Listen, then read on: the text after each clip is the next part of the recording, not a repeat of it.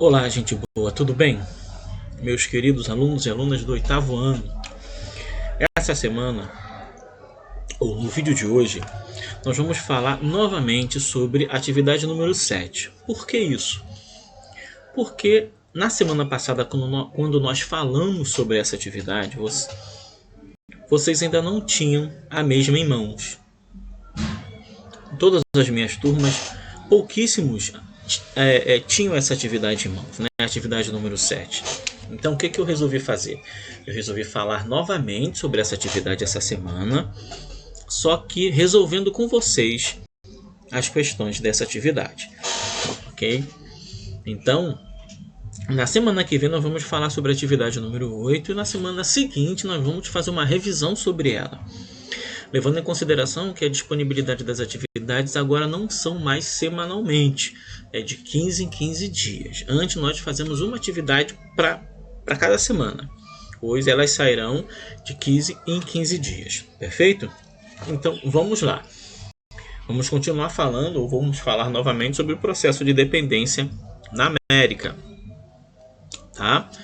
América inglesa, as 13 colônias, América espanhola, tá? E América francesa, o Haiti. Ou São Domingos, que era o nome da época. Vamos lá.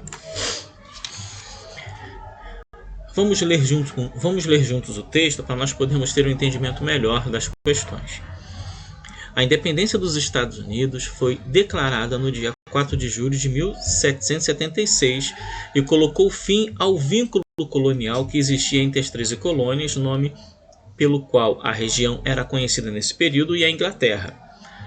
Com essa conquista, os Estados Unidos transformaram-se na primeira nação do continente americano a ter a sua independência.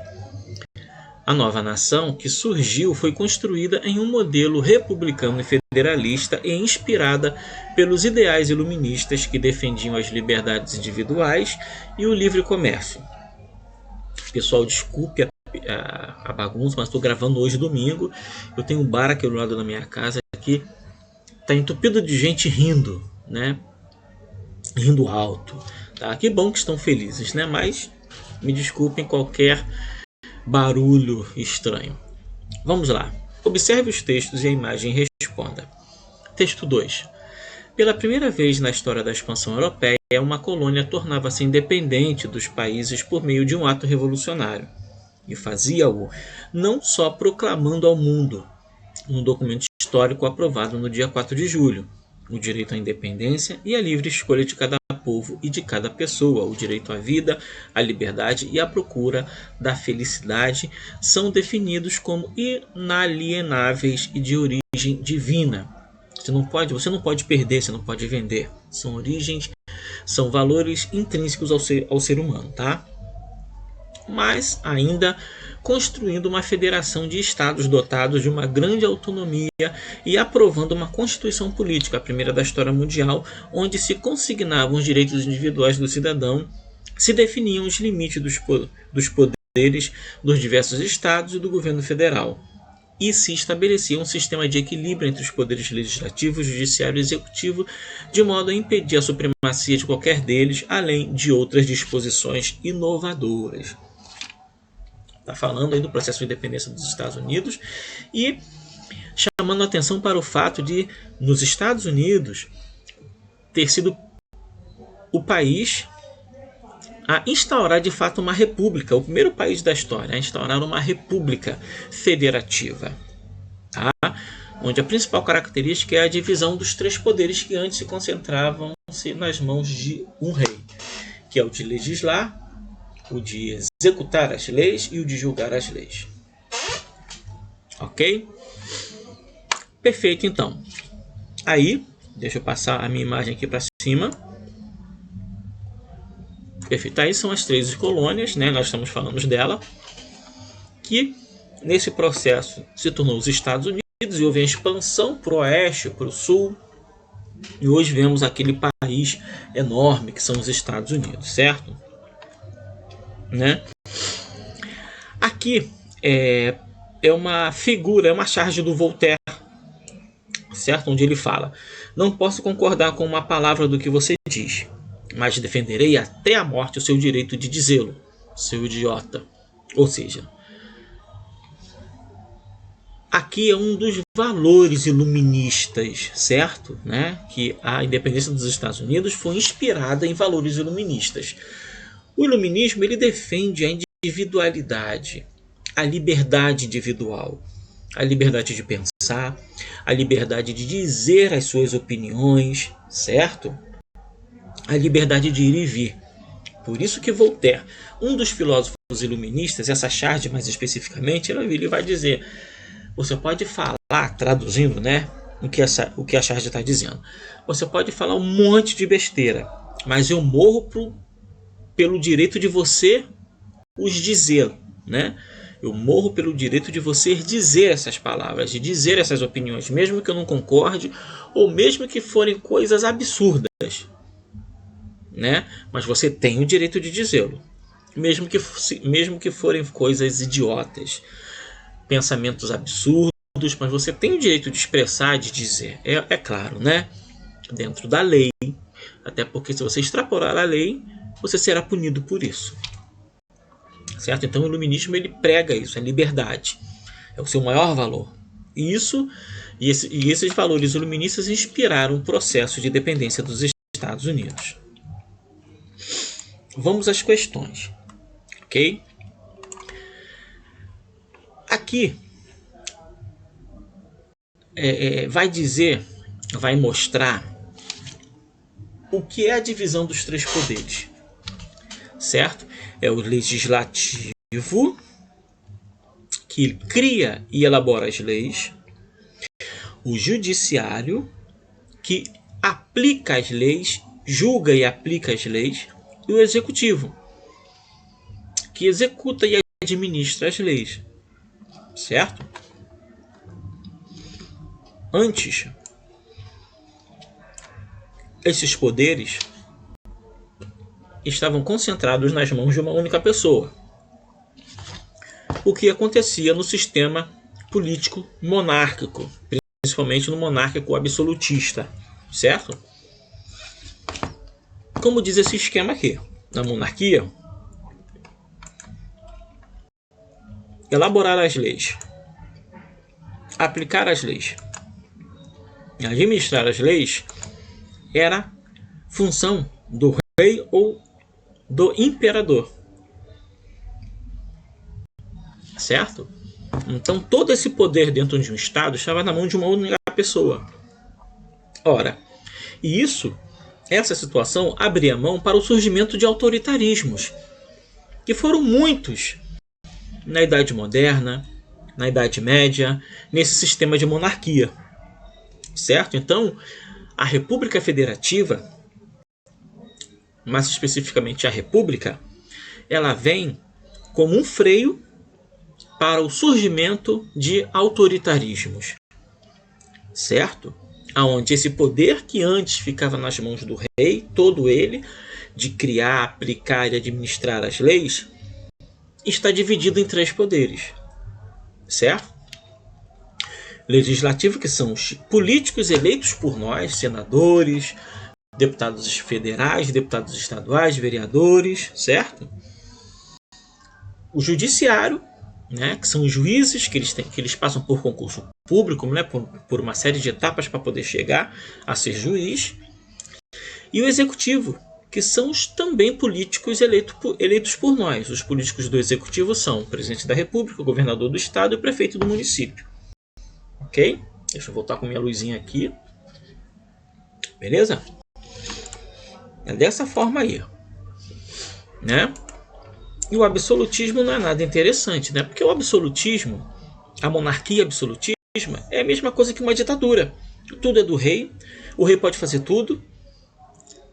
E nesse formato, o rei ele se torna um ditador, onde a população não tem voz, certo? Isso não é muito ruim, né? Nem o Chapolin concorda com isso, certo?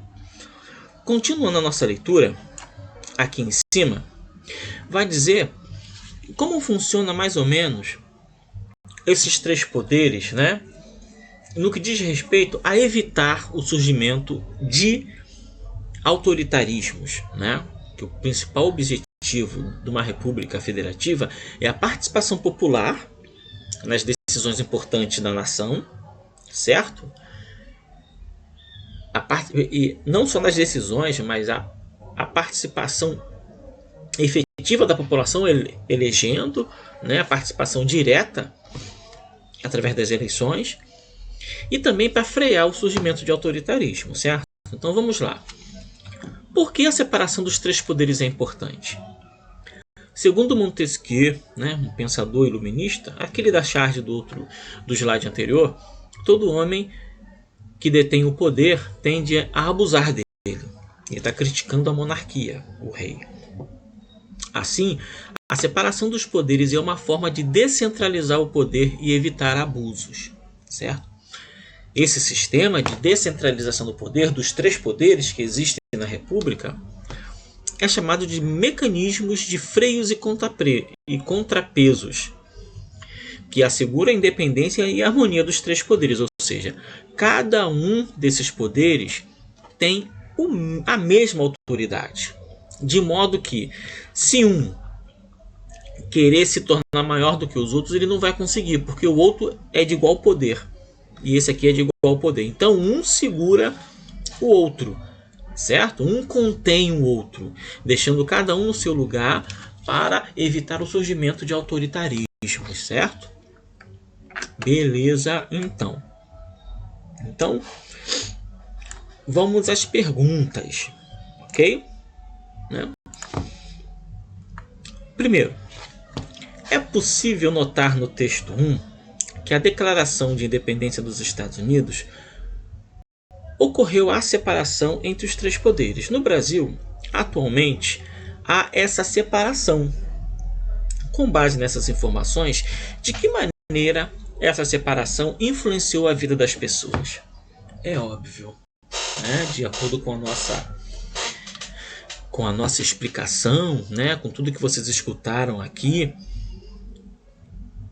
a influência primeira com a República, a população passa a participar das decisões, dos rumos da nação através da eleição, passa a participar mais efetivamente da política, passa a exercer mais efetivamente a cidadania, certo? E outro, com a República houve um mecanismo de se evitar o surgimento de autoritarismos, certo? Que era muito comum nas monarquias absolutistas, ok? Então, a resposta ela vai por aí. Número 2. Com base no que está escrito na atividade, o que é mecanismo de freios e contrapesos? A. Um mecanismo que descentraliza o poder e assegura a independência e harmonia entre os poderes. B. Um mecanismo que assegura ao judiciário um poder acima dos outros poderes. C. Um mecanismo que permite o executivo elaborar leis, tornando-as mais eficazes. D. Um mecanismo que ajuda o povo brasileiro a derrubar o presidente. Certo? Ao que se refere o mecanismo de freios e contrapesos? Certo? Muito fácil, né?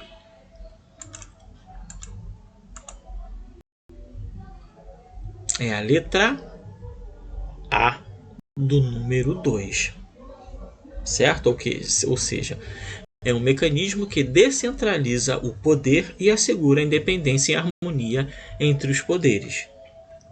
O número 1, que eu já coloquei aqui, inclusive, certo? Ou seja, com base nessas informações, de que maneira essa separação, a separação dos três poderes, influenciou na vida das pessoas? Principalmente pelo fato desse sistema político tornar muito mais difícil o surgimento de autoritarismos, pois os poderes que numa monarquia se concentravam nas mãos de um rei ou imperador, passou a ser dividido em três instituições de igual poder, né? Aqui, instituições de igual poder, não instituição, certo? Então, vamos avançar. O terceiro texto vai falar especificamente sobre a independência, o processo de independência nas Américas, nas colônias espanholas, tá? O primeiro mapa fala aqui o nome das colônias: Vice-Reino de Nova Espanha, Capitania-Geral da Guatemala, Capitania-Geral da Flórida, Capitania-Geral de Cuba, Capitania-Geral da Venezuela, aqui, Vice-Reino do Peru e Vice-Reino do Prata. E Vice-Reino do Chile, aqui também. Não, Capitania-Geral do Chile, aqui. Então, quantas colônias? 1, 2, 3, 4, 5, 6, 7, 8 e 9 colônias. Que após o processo de independência deu origem a toda mais ou menos 18 países. A esses países todos, aqui menos o Brasil, que nós éramos colônia portuguesa. Vamos lá. A independência das colônias espanholas na América ocorreu após quase 300 anos de domínio colonial e resultou na formação de 18 novos países. As tensões sociais na América Espanhola também cresceram no século XVIII. Havia disputas de interesses dentro dos grupos que dominavam nas colônias e, enquanto isso, aumentavam o número de revoltas dos grupos dominados. Aqui é o famoso Simão Bolívar, um dos líderes desse processo de independência que ocorreu, certo? Beleza, então. Tá? Uma das principais características desse processo de independência é que ele ocorreu através de tensões políticas, de tensões sociais, melhor dizendo, né? Ou seja, pancada estancou, né? Colonizados contra os dominadores da metrópole, certo? Os colonizados queriam independência, os dominadores da metrópole não queriam ceder essa independência. Então, conflito de interesses, vamos definir, vamos acertar na base da guerra, do conflito, certo? Beleza, então. Aqui vamos para a questão 3. Aqui é o mapa de São Pedro da Aldeia. Na verdade, é o mapa da região dos lagos, né? Ou de parte da região dos lagos. Não, basicamente de região dos lagos, né? Silva Jardim, não. De parte do estado do Rio de Janeiro. Vamos lá, né? Porque isso extrapola a região dos lagos, né? Silva Jardim já não é região dos lagos, nem Cachoeira de Macacu. Muito menos Rio Bonito. Certo? Beleza, então. Aqui mostra, certo? A Lagoa de Saquarema, São Pedro da Aldeia, Iguaba Grande, Araruama, Cabo Frio, beleza. No texto 4, vai falar sobre o processo de emancipação de São Pedro da Aldeia, porque São Pedro da Aldeia fazia parte de Cabo Frio. Após, em 1929, São Pedro da Aldeia deixa de ser uma região de Cabo Frio e passa a se tornar uma cidade independente, certo? Apesar do desenvolvimento anterior, porque passou a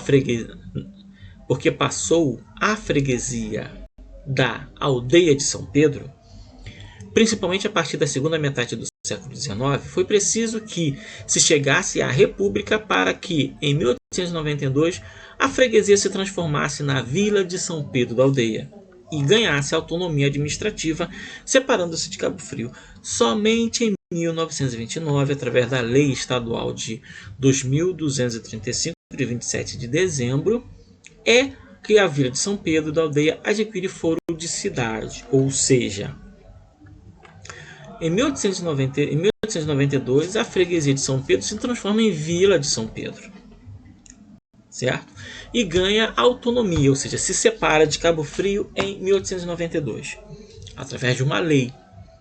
Não houve conflito, guerra, bomba, nada disso, certo? O comum acordo dos representantes da população de Cabo Frio decidiram por emancipar a região de São Pedro da Aldeia, que de freguesia se torna a Vila de São Pedro. Em 1929, de vila ela passa a se chamar uma cidade, né? Adquire o status de cidade, certo? Então vamos lá. Na independência dos países da América Espanhola, países na América que falam línguas derivadas do espanhol como línguas nativas, houve tensões sociais, o que levou à formação de 18 novos países. Em São Pedro da Aldeia, houve leis que possibilitaram ao município obter sua autonomia.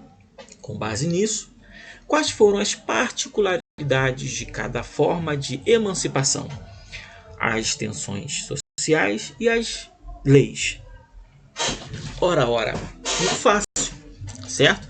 Tensões sociais foi o que aconteceu no processo de emancipação das colônias espanholas. Tiro, bomba, conflito, tensões sociais. Um grupo queria, outro não queria, e para decidir tiveram que se degladiar. Certo? Beleza. E o outro, houve um comum acordo entre a população que possibilitou a emancipação de uma determinada região. Foram criadas leis que autorizaram essa emancipação, que é o caso de São Pedro da Aldeia. Certo? Então, muito tranquilo. Certo? Muito tranquilo. Aqui eu estou utilizando alguns elementos para poder facilitar a compreensão. Tensões sociais, briga. Leis, legislativo, aqueles que criam as leis. Certo?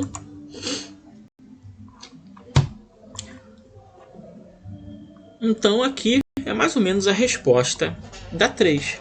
Certo? Vamos lá. Um processo de emancipação. Aqui em cima está respondendo a questão de tensões. Perdão. Está respondendo ao processo que ocorreu em São Pedro da Aldeia. Um processo de emancipação dentro da lei. Pode ser destacado a emancipação de São Pedro da Aldeia, do município de Cabo Frio, onde houve uma votação na Câmara de Vereadores, onde foi aprovada um processo sem conflitos, certo? Que ocorreu lá em 1892, né? No iniciozinho da República, certo? Beleza. E no caso das colônias espanholas, no caso das colônias americanas, né? As colônias espanholas americanas, se trata de um processo onde houve tensões sociais, pelo fato de as respectivas metrópoles não terem aceito o processo de emancipação de tais territórios, tendo como consequências conflitos e o resultado do surgimento dos países que hoje conhecemos, né? Uruguai, Paraguai, Argentina, Bolívia, Colômbia, certo? Tranquilo, né, gente? Tranquilo. Aqui, especificamente, nós vamos falar sobre dois processos que são chamados de processos de revoluções identitárias. Nós vamos ver depois do que se trata isso, mas vamos conhecer um pouco mais essas revoluções, que vai se chamar de a revolta de Tupac Amaru, certo? E a revolução de independência do Haiti. Toussaint Louverture, não sei como se pronuncia, tá? Mas acredito que seja mais ou menos assim. Foi o líder que esteve à frente do processo de independência do Haiti. Vamos lá. Aqui em cima, Tupac Amaru II. A maior rebelião indígena ocorreu no Peru em 1780, liderado por José Gabriel Condorcanqui, um chefe de aldeia prestigiado por defender os índios dos trabalhos forçados. Gabriel dizia ser descendente do último soberano inca, Tupac Amaru, executado em 1572. Prometendo restaurar o antigo Império Inca, passou a usar o nome de Tupac Amaru II, como ficou mais conhecido. Então, a revolta de Tupac Amaru vai ser uma revolta de nativos contra a opressão dos espanhóis, né? Especificamente ali no Peru, liderada por essa figura aí acima. Mais abaixo, a Revolução do Haiti vai ser uma revolta liderada por escravizados e ex-escravizados africanos, né, que foram comercializados, que foram levados à força para a ilha de São Domingos, né, hoje Haiti. Vamos lá. Toussaint Louverture nasceu escravo, mas tornou-se um grande líder militar. Foi o personagem principal da luta pela independência do Haiti, um país que ocupa parte da ilha espanhola e faz fronteira com a República Dominicana. Na mesma ilha existem dois países, Haiti e República Dominicana. A República Dominicana era uma colônia espanhola, Haiti era uma colônia francesa. Foi o maior líder da Revolução Haitiana e, em seguida, governador de Saint-Domingue, o nome do Haiti na época. Louverture é o maior revolucionário negro das Américas. Certo? Beleza. Então, a Revolução do Haiti. A colônia francesa de São Domingos era a principal produtora de açúcar das Américas no século XVIII. Dos 800 mil habitantes da ilha, 85% eram escravos ou escravizados. Os franceses, raros, eram comerciantes, senhores de escravos, administradores de engenho, e os mulatos livres, somados aos africanos libertos, ali chamados de africans, escravizado, liberto, alforriado, chegavam a quase 30 mil. São Domingos vivia em permanente estado de tensão. As rebeliões e as fugas de escravos eram frequentes. Os mulatos e libertos, que controlavam um terço dos negócios da ilha, desejavam igualdade política com os franceses. E os poucos franceses ali residentes viviam espremidos entre esses dois grupos. Ou seja, esses dois grupos eram os escravizados e os alforriados. Certo? Que queriam mais direitos. Uns queriam a liberdade, né? Tava acontecendo revoltas, fugas, e outros queriam a possibilidade de participação política dentro da ilha, certo? Então os franceses, que eram a minoria, viviam ali oprimidos. Só que em 1790, sim, 1790.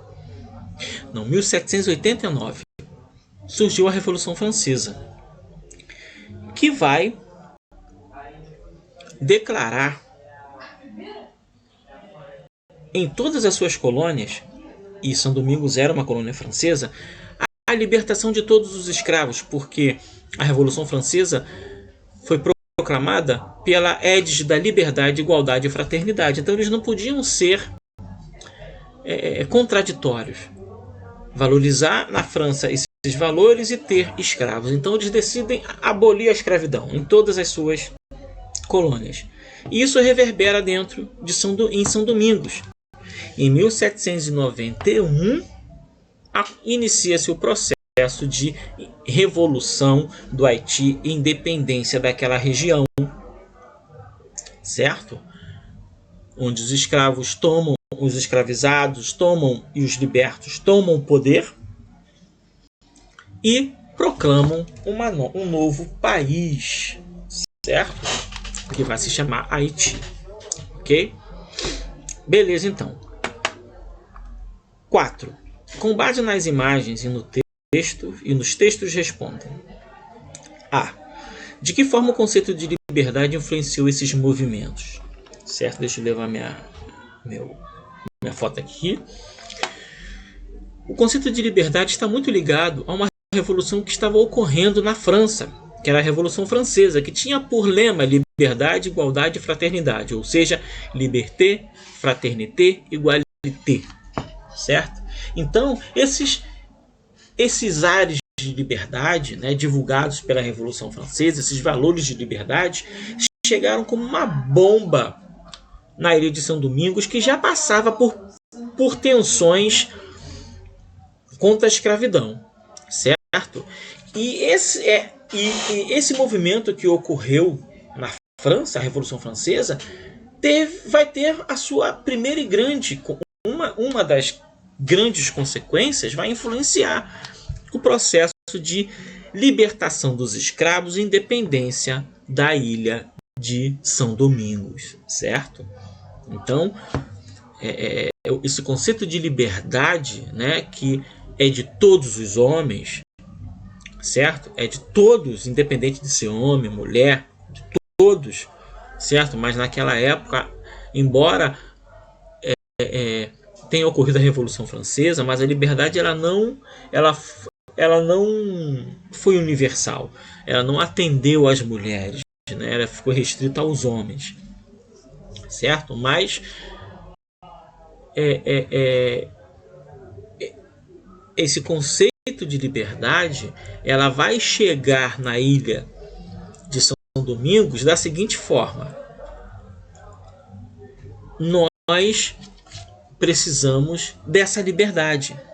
Nós somos homens, somos seres humanos, então nós nos enquadramos nesse conceito de liberdade promovido pela Revolução Francesa, que é de todos os homens, certo? Então isso motivou a Revolução do Haiti, certo?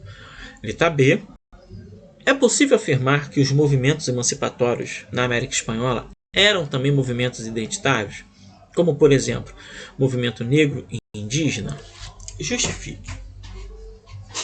O movimento identitário são movimentos promovidos por grupos que se identificam por características culturais ou sociais e lutam por seus direitos e lutam pela valorização desse grupo que eles representam, certo? Então, entendendo por essa ótica, nós compreendemos que os movimentos negro e indígena, Tupac Amaru, movimento negro, a revolta do Haiti, foram movimentos identitários, pois o Tupac Amaru foi um movimento que reivindicou melhores condições para os índios, para um grupo social nativo daquela região. E no Haiti, lutou pela reivindicação de direitos, da liberdade de um determinado grupo de escravizados africanos que foram levados para aquela ilha, certo? Então, é possível identificar como movimentos identitários? Sim. Por quê? Porque se tratavam de grupos que defendiam liberdade, melhores condições para o seu contexto social, para o grupo de pessoas que que tinham características sociais e culturais iguais, idênticas e parecidas. Certo? Beleza, então. Adjetivo de identitário, né, é relativo à identidade, a reunião das qualidades particulares das características que definem ou caracterizam algo ou alguém, diferenciando esta pessoa ou coisa das demais. Composição artística identitária, que é aquilo que eu falei. Os índios são um grupo identitário? Desculpa, sim. Os africanos escravizados eram um grupo identitário? Sim. Certo? Movimento identitário, um movimento que afirma o direito dos nativos americanos, no caso, né, ou dos africanos, de uma cultura e territórios reivindicados como pertencendo exclusivamente a eles. Certo? Então vamos para as respostas da A. Quando ocorreu a Revolução na antiga possessão francesa de São Domingos, Haiti, em 1791, a França estava em plena Revolução Francesa e os líderes dessa revolução declararam a abolição da escravidão em todas as suas colônias. Certo? E essa informação chegou como uma bomba no Haiti, né? Foi a gota d'água para estourar a revolução e eles foram além. Não só todos os escravizados foram libertos, mas a ilha se tornou independente. Letra B. Sim, é possível identificar os negros e os nativos americanos ou indígenas como movimentos identitários, pois movimentos identitários estão ligados à defesa e valorização de grupos que se identificam através de certas características culturais e sociais. Exemplo, nativos americanos, afrodescendentes, mulheres, LGBTQI+, e etc. Ok? Perfeito? Tranquilo, então. Terminamos. Espero ajudar a vocês a fazer essa atividade. A gente se vê na atividade 8 semana que vem, tá bom? Aquele abraço.